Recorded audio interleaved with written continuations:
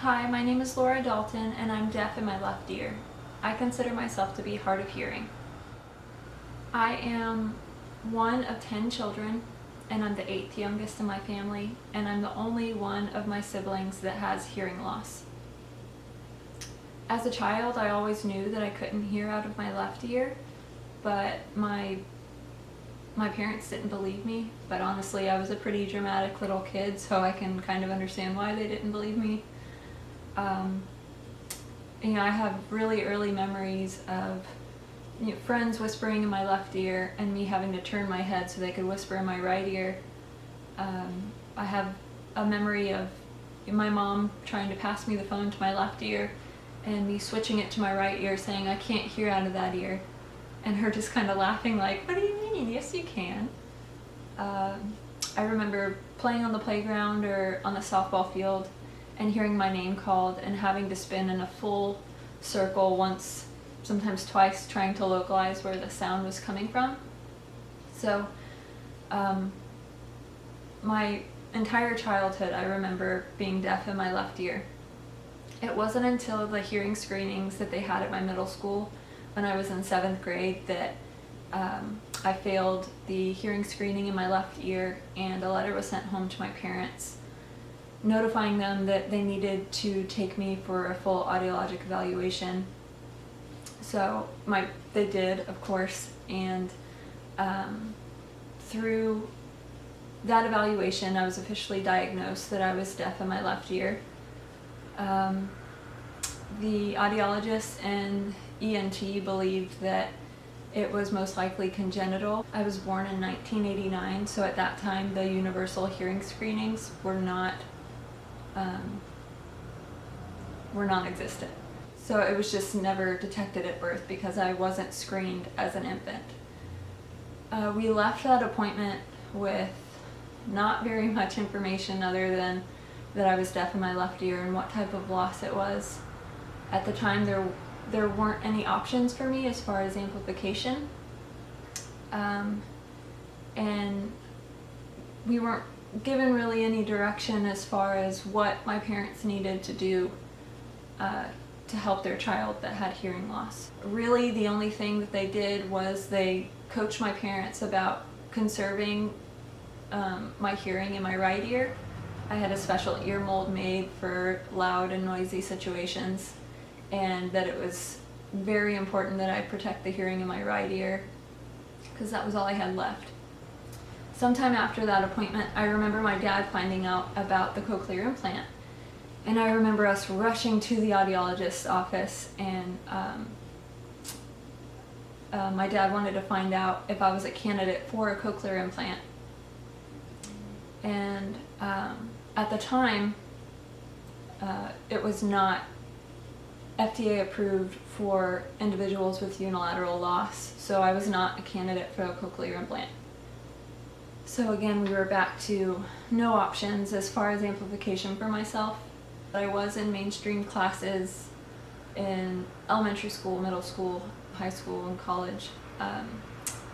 So in middle school, I didn't have any options for an amplification device, and the school didn't have any options either. It wasn't until about halfway through high school that my dad found out about assistive listening devices, and my high school had an FM system that I could use, so I did use that on and off through my junior and senior year of high school. But honestly, I was very embarrassed to use that because it made me stand out, and at that time in my life I had never met somebody my age that also had a hearing loss, so I felt very isolated and just embarrassed that I had to wear that FM system in class. In college, I took my first ASL class, and I remember learning all about deaf culture and experiences that deaf and hard of hearing individuals have, and the psychological effects from hearing loss, and all of that information that I just wasn't ready for at that point in my life. I guess I was in denial for a very long time because I didn't know how to cope with my hearing loss. So the first time I took ASL, I failed because I just wasn't ready to handle any of that information, and I stopped showing up to class. I never really let my hearing loss limit me. I carried on doing all the things I love to do. I really didn't even try to conserve the hearing in my right ear. I went to parties, I went to concerts, I went to bars, I worked in loud environments. I never really tried to conserve the hearing in my right ear. So in retaking ASL 1, because I needed to replace that bad grade off of my transcripts, I had a different teacher who was also a speech language pathologist and had deaf family members, and her husband was an interpreter. So I got to see a different perspective about hearing loss and the deaf community, and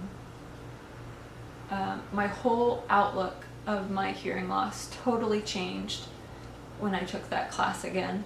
For most of my school years, I was very much in denial about my hearing loss, and honestly, I couldn't really talk about my hearing loss with anyone without starting to cry. To this day, I'm not really sure why that is, but now it has totally changed. Once I retook ASL 1 with that amazing teacher, I really connected with my hearing loss, and really just became fascinated with deaf culture and audiology and speech language pathology. And because of that newfound acceptance and interest into that career field, I really found myself and realized what my purpose in life is to be. And now that is the reason why I am at USF, why I am in the Communication Sciences and Disorders program, and why I want to be an audiologist. Because of my own experience, it is very important for me to advocate for early identification of hearing loss and early intervention for hearing amplification.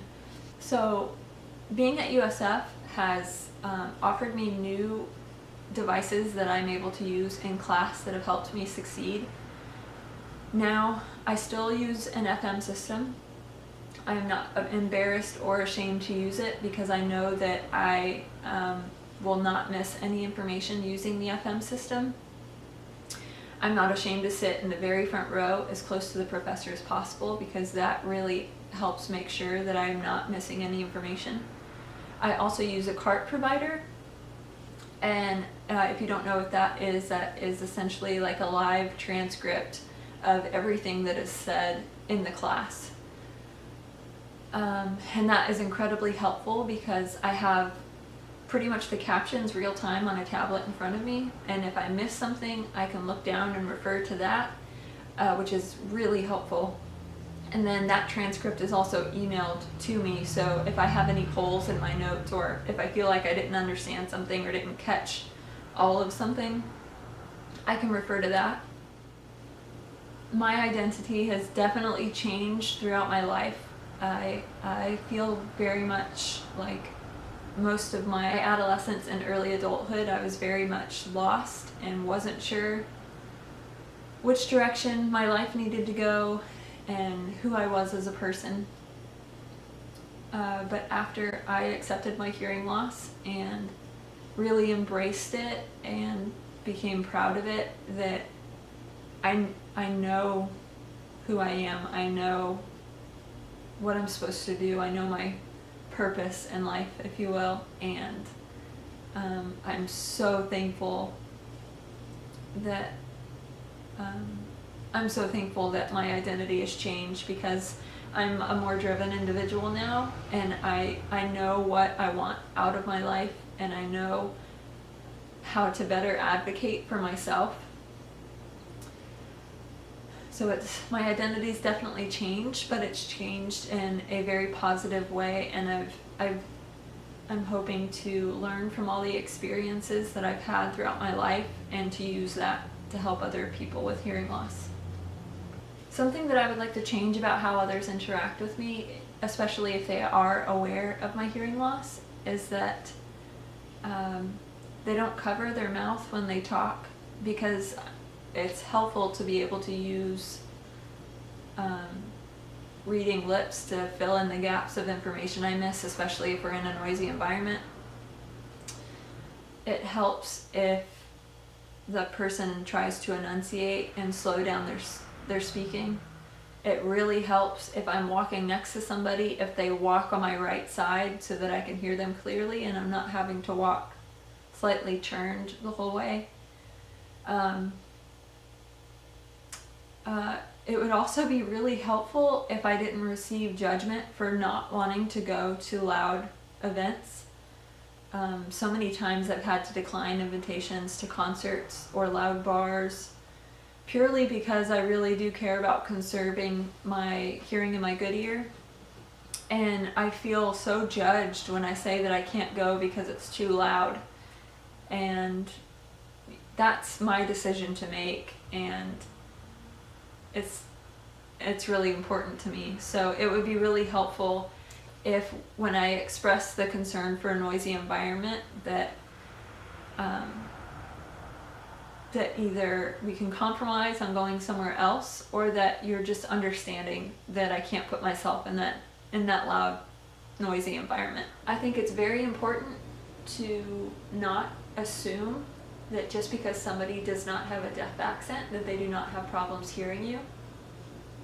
So many times people assume that I can hear everybody just fine because I don't have a deaf accent and I don't wear any sort of hearing aid or cochlear implant, and that's not the case. I struggle hearing people the majority of the time, and while I do have better hearing than a lot of other individuals, it can still be a struggle, especially if there's background noise.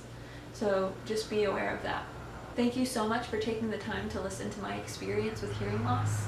I really hope this information was helpful to you, and I hope you have a great day.